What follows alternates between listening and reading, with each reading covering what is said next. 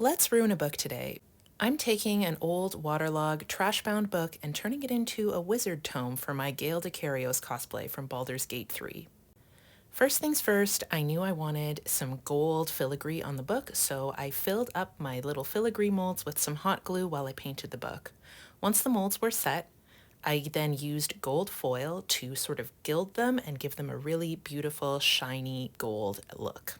And while shiny is nice, I also needed these to look antique, like something you might find in the vault of a magical bookstore, so I used some acrylic paint to make them look aged and weathered.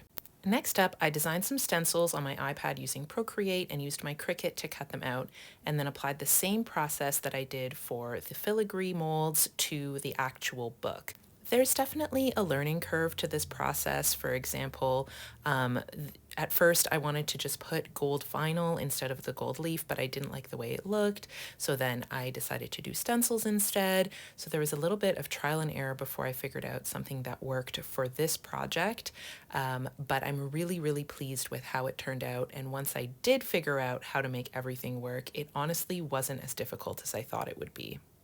With that being said, this project was supposed to be just a quick afternoon project to add a prop to a cosplay that I had already completed, and it turned into like a 2-day festival of gold foil. And now I will also add that the gold foil is harder to remove from things than even glitter. So if you see gold sparkles in my upcoming videos, just look the other way.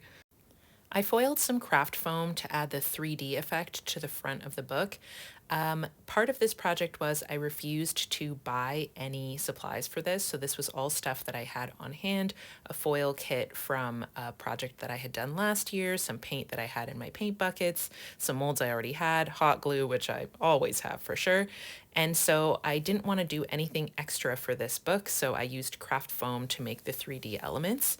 And to make them, all the foil bits look a little bit more embossed, I also just used a fine tipped alcohol ink marker to make them look slightly more 3D.